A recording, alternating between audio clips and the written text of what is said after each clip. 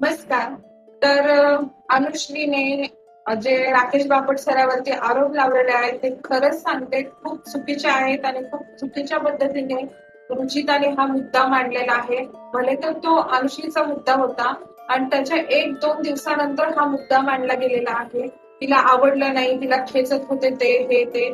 पण खरं सांगायचं झालं तर एका मोठ्या भावासारखं आणि ती तेव्हा म्हणत पण होती, "ब्रो नाही असं नको बोलू, झोपू दे मला हे ते."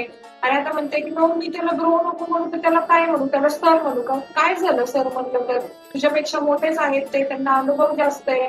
आणि त्याच गोष्टीवरून ती म्हणते मी का त्यांना सर म्हणू का, हे ते नको म्हणूस, पण असे खोटे आरोप पण नको लावूस ना.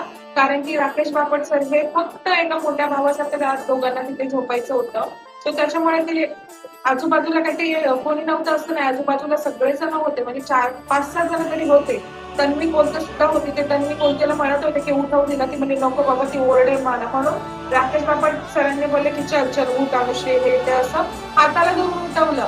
आणि रुचिताचं काहीतरी वेगळंच, बायका कशाही झोपलेल्या असतात पण हे ते. अगं तू बिग बॉसच्या घरात आहे, तिथे तू कॅमेऱ्यामध्ये सतत दिसणार आहेस, तर तू तिथे व्यवस्थितच राहणार आहेस ना. आणि सगळ्यांना हे भान आहे की आपण सतत कॅमेऱ्यामध्ये दिसणार आहोत, तिथे सीसीटीव्ही कॅमेरे आहेत सगळे.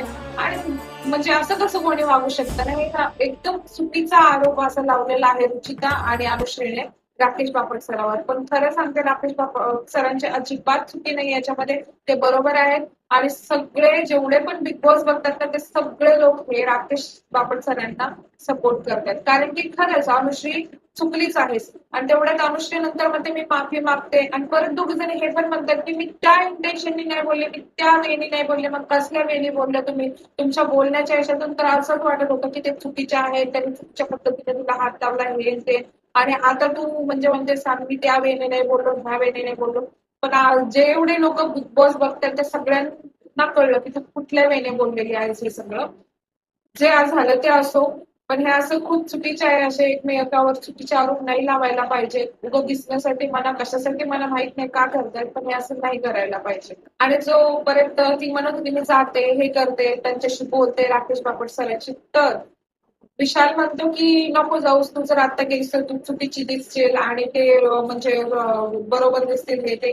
मग तो बरोबरच आहेत ना राकेश सर, तर ते बरोबरच दिसणार. आता चुकी झाली की झाली चुकी, एवढं काय त्याच्यामध्ये माफी मागून मागितल्याने काय नाही छोटी किंवा मोठी असं काही नसतं होणार ना.